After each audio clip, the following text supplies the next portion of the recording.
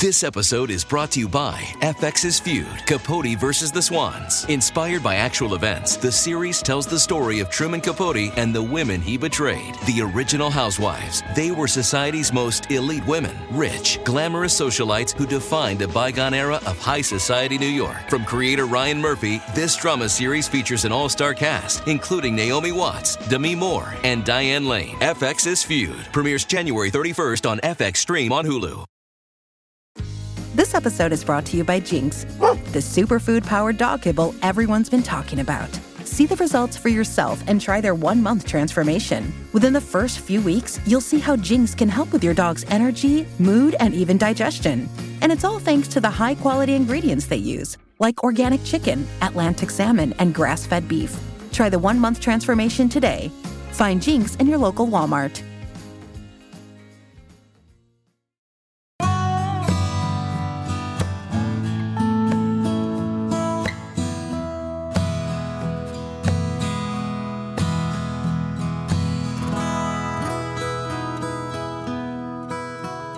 This is Central Texas Living with Ann Harder.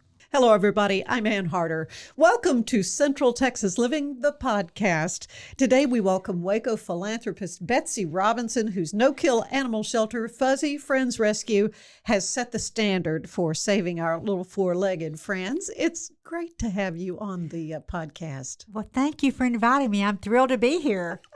Well, this is what we've known each other a long time. Yes, we have. Haven't we?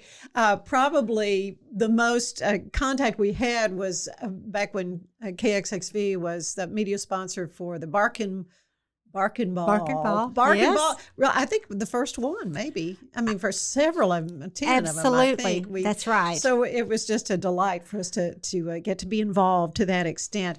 But I want to go back even further than that. I want to go back to 1990. Because you say on the website you had something of an epiphany when it came to shelter animals. Just tell that story. Oh, Ann, I've loved animals my entire life. Yeah. But I never had a passion to save them until truly God grabbed my heart in 1990. I had 3 poodles, and Dr. Ray Emerson was my vet, and my groomer was over there. So I started popping in all the time and would just stop in to visit if I was going down Lake Erie Drive. And one day I walked back to the grooming room, and my groomer was grooming a little silver poodle, and she was just adorable. I love all dogs, but poodles are my number one favorite. Yeah, you have a real passion for little poodles. Absolutely. I know that. Anyway, I said, "Oh, she's adorable," and he said, "She's from the pound." And I'm like, "From the pound?" And I was so clueless. I had no idea. I was just so naive, not realizing that how could a poodle be at the shelter, at the pound? Anyway, I found her a home the very next day, and she wound up living in Palm Springs. Oh, my goodness. Oh, yes. Anyway, 3 weeks went by, and I was back over there at the vet clinic to say hi to everyone. And I went back to the grooming room, and on the table was an old English sheepdog. Mm-hmm. But when I was at Baylor, we had a sheepdog. My parents did. And, of course, I said, "I love sheepdogs." And David said 3 words to me that truly changed my life forever. Another shelter child. Another shelter child. Oh, my goodness. This dog is at the city pound? How could these 2 lovely dogs... And I could not quit thinking about these 2 dogs through really no fault of their own, had wound up literally on death row, because 31 years ago, there were no rescues in Waco. And the term rescue, even the philosophy of a rescue no-kill shelter was just coming on to the scene. And God had planted that seed in my heart and in my brain.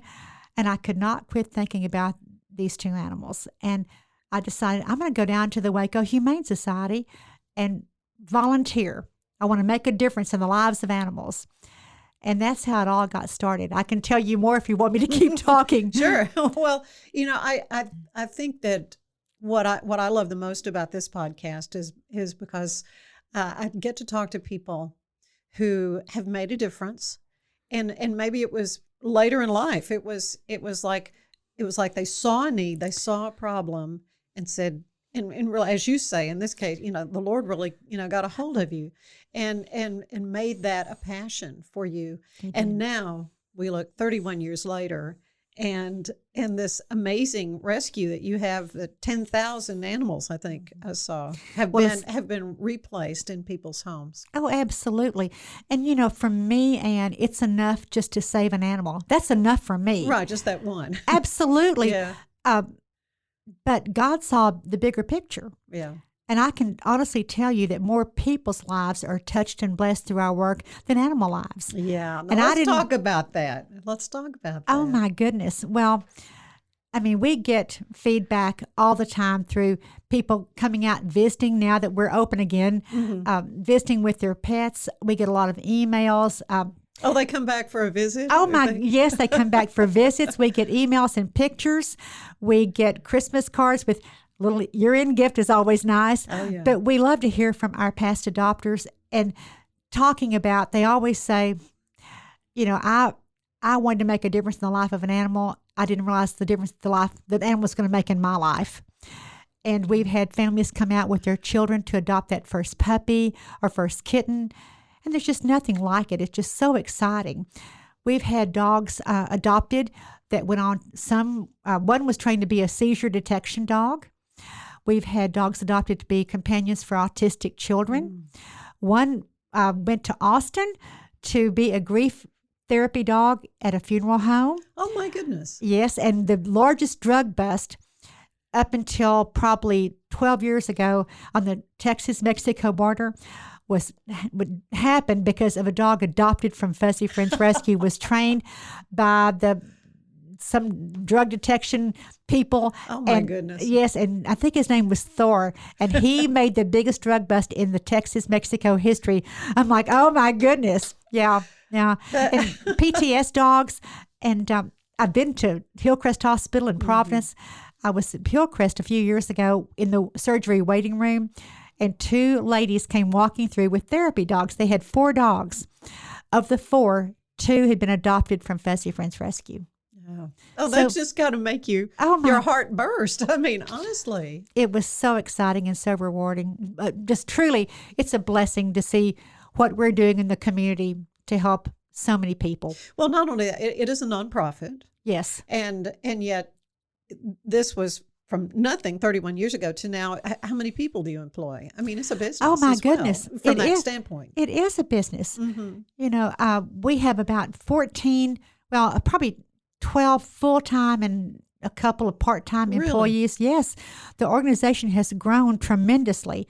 We have some great volunteers, and that's always a blessing to have volunteers who come out there. But when you have living, breathing animals, you cannot just have a volunteer staff. Right. Because, if a volunteer wants to take off for the day, they've got to be cared for. They got to be cared for. But yes, I mean, people are supporting themselves and their families because of Fuzzy Friends Rescue. I'm like, oh my goodness, Betsy. Well, so it has become such a big thing, and yet I know you constantly have to be raising funds. Oh, definitely. So, but you've had some really fun events that I've been privileged to be a part of. Your Pooch Parade, that was so much fun. And I think you've got something, all the time. Well, we really have to. But let me just tell you, I had an epiphany about a year ago because I would tell people we're the largest no-kill within a 100-mile radius. Right. But then it dawned on me, wait a minute, Betsy, we're one of the largest no-kills in Texas. And here's why. Most no-kill rescues are foster-based. They're people who love cockers or love chihuahuas or love boxers or poodles or whatever, right. And they have a network of foster homes. There are very few facilities like Fuzzy Friends Rescue in the state of Texas and probably all over the country, as big as we are. We have a 10,000 square foot building on 8.5 acres. So we have a lot of room to grow, and that's where those events come in. As we have grown, because we take a lot of animals from our City of Waco shelter. So they don't get euthanized. That's exactly right. Just to save them. Fuzzy Friends Rescue has been a key player in helping the City of Waco go no-kill 9 years ago. And it has been so exciting and rewarding. And they had a rescue coordinator for many years, 8 years, Lana Crow, and she had me on speed dial, honey. Let me tell you. And if I tried to ignore her, she'd send a video. But we would take, one morning I got a call from her, and they had a little 12-week-old Yorkie puppy had been brought in, had been hit by a car, and thankfully had not been killed. But the lower jaw had been broken on both sides, and you could move the jaw back and forth. And the vet down at the city shelter said, look, if we don't get a rescue, she's got to be euthanized because she's in trouble. Able to eat, No. And anyway, long story short, no vet here in Waco could even attempt the surgery. So she had to go to Dr. Cahill in Copper's Cove, an orthopedic specialist. But the power of social media, because we cannot afford to spend that kind of money on one animal. Thousands of dollars. It was $5,000. $5,000. But we put it on social media, and a wonderful lady saw it on social media and actually went out there and wrote a check. Oh, my. So we were so grateful. So did she take the animal? Yes, she did. She has her puppy now. After Sugar was healed. Because it took several months, and one of our board members, we had a couple of veterinarians on our board, and one of our board member vets fostered Sugar until she was medically released. Mm-hmm. And then the lady who had underwritten her surgery came out and adopted her. And I think her name is actually Betsy. Oh, yeah. I'm like, oh, my goodness. I bet there's more than one. I think there are several. Fuzzy Friends adoptees named Betsy. We personally got a perfectly gorgeous chinchilla Persian from Fuzzy Friends. This was years ago. Named her Foxy, but someone had abandoned her on the road. And that's the thing. Some of them, you don't know the story. Some you do, that it's someone that got elderly and couldn't take care of it or whatever.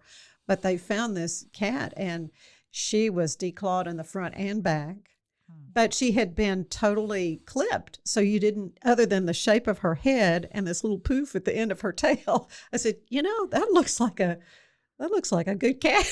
And she was just a beautiful, gorgeous chinchilla we had for many, many years before she finally passed away. But yeah. So you do have cats. We always think of dogs with Fuzzy Friends. We but you do have cats, yes. And we wonderful cats, and of course the domestic short hair, long hair. But we get these specialized breeds, like you were saying, your cat. But we've had Bengal leopard kittens and cats. Really? Yes. The first one was Cyrus. And the woman had paid and that's legal to have? Well, they're not. They're a domestic cat. Oh, okay. They look like the Bengal leopard, but just the markings. But the markings. But they are a domesticated house cat. Good.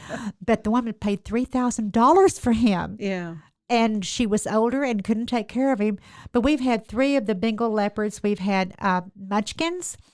Oh, they're so darling. We've had the munchkins, the rag dolls. Yeah. Of course, a lot of Siamese. Yeah.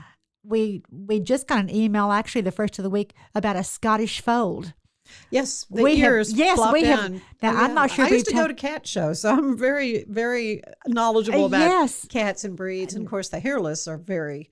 Oh, we've had the hairless before too. They're very much in demand because of allergies that people might have. Exactly. Well, now you do.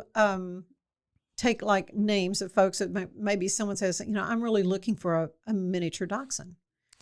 Yes. And so you will contact folks that have let you know that they're interested in if you should come across that kind of a pet. Yes, we try to do that. I have people who all the time, and I try to keep a list. Sometimes I forget, I have to admit it, but we do. I do keep people in mind if we get a particular breed. Right now we have, oh my goodness, not sure how long it's going to last. I'd never heard of this designer dog, but he's a West Highland Dachshund. Oh my goodness. He's half West Highland Terrier and half Dachshund. And he is 2 years old. His name is Benny. And his owner had to go, or is going into an assisted living facility for health reasons, and had to give him up, but she brought his stairs and his bed and his favorite toys. They're short. They can't get on beds. Exactly. That's right. Yeah, he's adorable. Yeah, How unusual. We just made him available on our website, so people can see him on our website now. Yeah, little Benny. This episode is brought to you by Jinx, the superfood-powered dog kibble everyone's been talking about. See the results for yourself and try their 1-month transformation. Within the first few weeks, you'll see how Jinx can help with your dog's energy, mood, and even digestion. And it's all thanks to the high-quality ingredients they use, like organic chicken, Atlantic salmon, and grass-fed beef. Try the 1-month transformation today. Find Jinx in your local Walmart. Well, so you do take all kinds of breeds. You don't. I know there are some rescues that just specialize maybe in greyhounds, or they specialize in certain breeds of dogs or cats, even for that matter. How does somebody go about contacting you? Say they have a situation where an elderly relative needs to go into a nursing facility and they can't keep taking care of their pet. I guess you have a screening process. You don't just take everybody that brings it. Well, because we are a no-kill, when we're full, we're full. Yeah. So we cannot save everybody. That's the sad part. But we save all those and take all those that we can. So if someone has an animal they want to surrender, then they go to our website and we have a surrender form that they must submit. We do ask for pictures for breed verification. We've learned what works and what doesn't work over the years, because it really is based on several considerations. One is available space as far as the size kennel we might have. If they have a large dog, but we only have like 3 small kennels, then we have no room for the large dogs. Mm-hmm. So we ask for pictures for breed verification, and then we will read the answers that they've given us, and then we'll make the determination if we think we can adopt that animal out. Then we will. Right. A lot will depend on whether you think this is something somebody. Right. An example, say someone reaches out to us and they send, they want to surrender an 18-year-old cat or an 8-month-old cat. We only have room for 1 cat. So who are you going to take? Yeah. Of course, the 8-month-old, because number one, an 18-year-old cat would not thrive and do well in a shelter environment. And there aren't many people who'd want to adopt an 18-year-old animal. Right. So, that's the sad part of what we do, Ann. We just can't save them all, but we save a lot of them. Well, and I'm sure the whole reproduction thing is important too. Do you require that they be spayed or neutered before they leave? Oh, definitely. Yes. Yes. I mean, we want to be part of the solution, not part of the problem. Yeah. And they are all spayed and neutered. They're microchipped, fully vaccinated. We get a lot of dogs throughout the year, a lot from the city shelter and other shelters that have heartworms.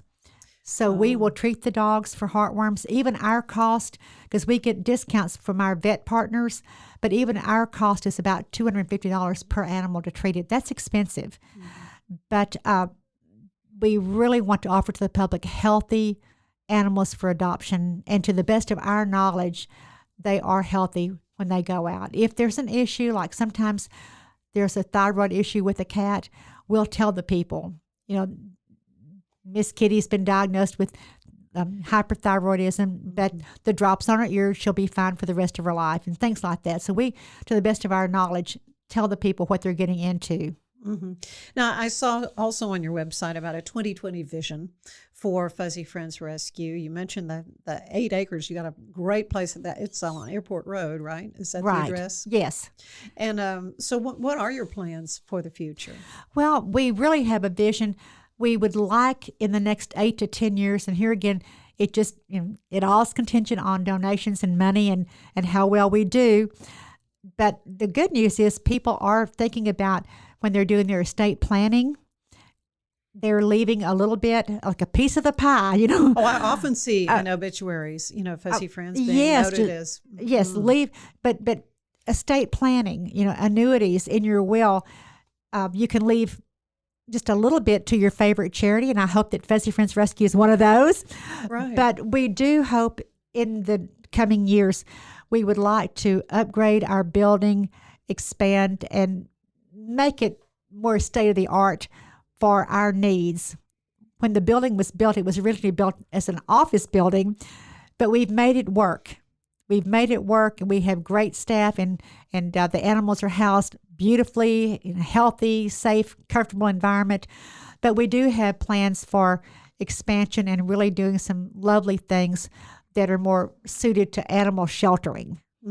So you mentioned volunteers. You can always take volunteers, right? What other ways can folks help you? Well, you were talking about events a minute ago, and we, of course, last year with COVID, we couldn't have any in person. Anything. No, I know. I'm not a naive person. When this pandemic hit last March, it never occurred to me, oh my goodness, we can't have any events. But now with the infection rate and herd immunity and vaccination, so we're having a great event September the 24th, our Pooches on Parade, our style show. So we need volunteers to help set up, to help. Actually, we're going to have like 28 canine models. So we're going to need dog dressers. We're going to need people selling raffle tickets and all kinds of fun stuff. But that is a great, fun event. We also, and it's a great way too, if you have children who need to get in their volunteer hours, we love to have the kids stuff the goodie bags and help set up, decorating the tables and stuff like that. There's always something to do. And even at Fuzzy Friends Rescue, now that we're open to the public, you can go out there and walk a dog, throw the frisbee, go in there and play with the cats. Just play with them. Play with them. Keep them socialized. Yes.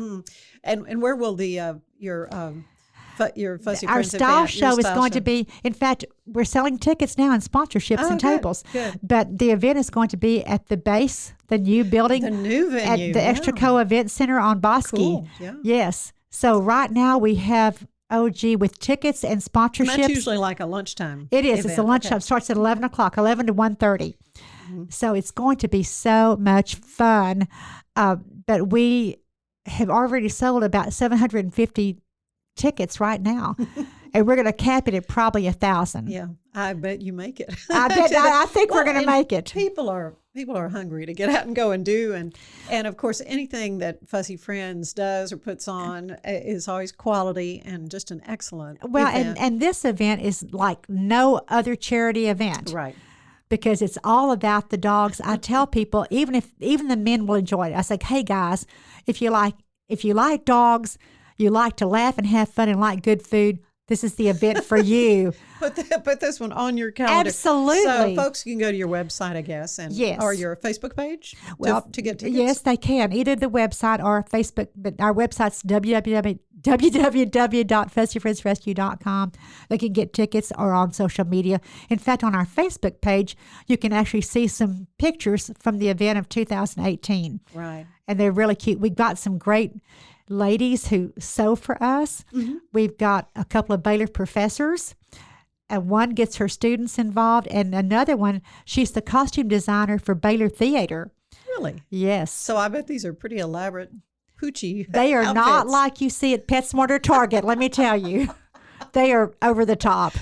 I remember putting swim trunks on Peanut, and I thought that was pretty out there. Oh, yeah. No, this is really going to be. And this is gonna really be something. our theme this year is Alice in Wonderland. So Oh, Paws in Wonderland. How fun. So you'll see Alice going down the runway, and the Queen of Hearts and the King of Hearts and the Dormouse and the Caterpillar and the Mad Hatter. Oh, it's going to be great. It is going to be great. Well, Betsy, it's wonderful. I like to end these visits, though, with a questionnaire. It's similar to the one the late, great James Lipton used on Inside the Actor's Studio. So just random questions. What is your favorite word? My favorite word, I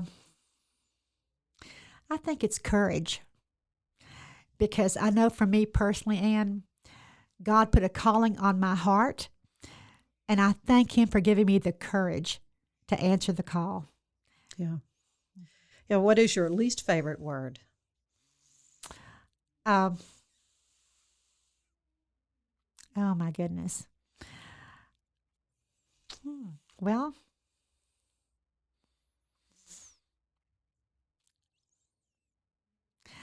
maybe no. Right. For a fundraiser. for many reasons. Exactly.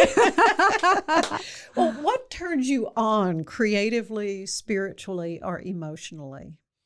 Oh. Knowing that I'm making a difference in the world in which I live. We are all here to do God's work. Yeah. And God will speak to everyone's heart. whether it's saving animals, helping the elderly or the poor, the homeless children, God will place a calling on your heart and will speak to you. And that gets me excited to know that at 41 years old, I found my niche because God did place that calling on my heart. Yeah. And we all have the ability to make the world a better place. You kind of already described that when you were telling me about some of the animals that you've placed over the years and what they've gone on to do. I mean, that sort of described that to me. Well, what turns you off creatively or spiritually or emotionally? Well, one thing that really turns me off is people not appreciating what they have, not being grateful and thankful for their blessings, and not thanking God for being an American. I love my country, and we could have been born anywhere in the world. There are things beyond our control. One is where we were born. And a lot of people want to come to America, and I have friends who've come to America, and they're glad to be here now. But just being grateful, that turns me really off when people are not appreciative of what they have, because we're all blessed, and some more than others, but we are all blessed. So preach on. you're singing to the choir over here with that. Speaking of singing, what sound do you love the most? Oh my goodness. Well, since I grew up in the 60s, I love soul music, the Four Tops and the Motown. I love George Strait. I love the country music. Phantom of the Opera. I love wide Andrew Lloyd ranging. Webber. Oh yes, a wide range. Yeah. I don't like rap or heavy metal. Okay, well then that's it. What is your least favorite sound? Then? I guess rap and heavy metal. Okay. What other profession would you have wanted to try? Oh my goodness. Okay, I've thought about that. If I had a do-over, probably marine biology. Interesting. Yes, because I love fish and aquatic animals, dolphins. I have a heart for the whales. I do. Yeah. And I would have studied and majored in something to do with animals. Not being a veterinarian, I couldn't have handled that. But something uplifting to help the animals, and probably marine biology. Interesting. What do you know you would never have wanted to do? Oh my goodness. Never be a doctor. Okay, well, you said you wouldn't want to be a vet. Yeah. That would be hard. I mean, I'm glad I have great doctors, but that's a calling that, I commend and admire the doctors, because I don't have it in me to do it. Yeah, and you appreciate it probably on Absolutely. a level that, a lot of people don't even. Yes. Finally, what do you want to hear God say to you when you arrive at the pearly gates? Oh my goodness. Good job, faithful servant.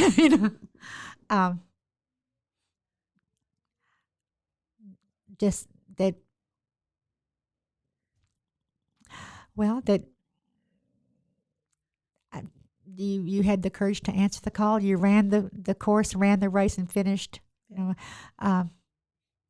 If I have time, I'll just quickly tell you, Ann, in the early years, we didn't have many employees because we didn't have that many financial supporters. Right. And I'll never forget one Christmas afternoon. The employees had been there that morning, but then they were off to be with their families. But the animals had to be cared for. And I left my family about 5 o'clock and drove out to Fuzzy Friends Rescue to feed the animals who were there and check on them and give meds. And I was driving out there, and it was cold. It was a cold dreary Christmas day. And I was thinking, I just can't keep doing this. I can't do it. I'm exhausted. I just can't do it. I don't want to do it.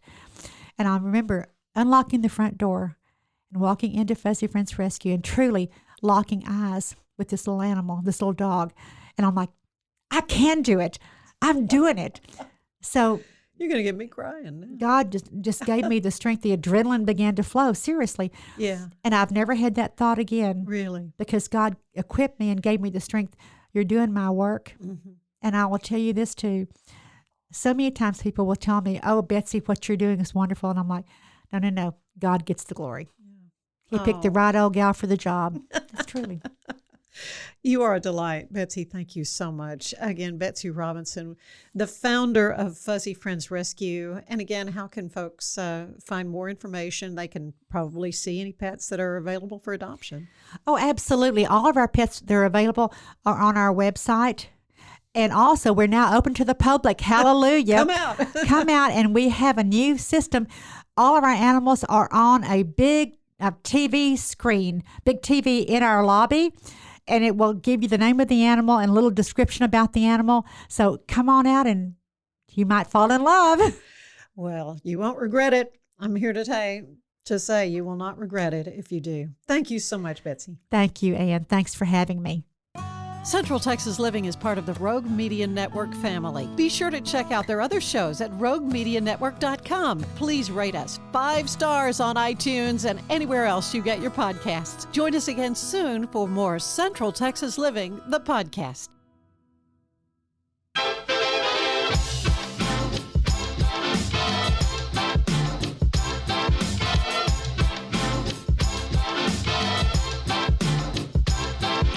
Hello, and thank you for tuning into KNOW Waco. I am your host, Debbie, here to help you get in the know about Waco. So you may be asking yourself, why am I here?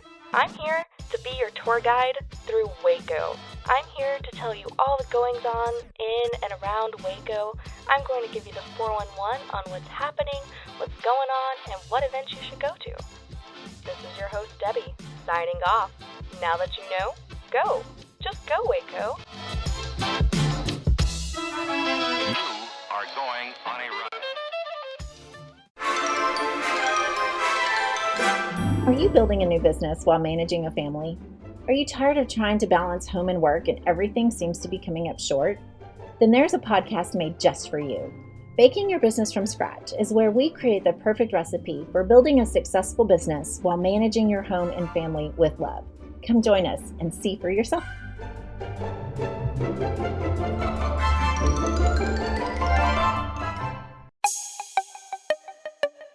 This has been a Rogue Media podcast.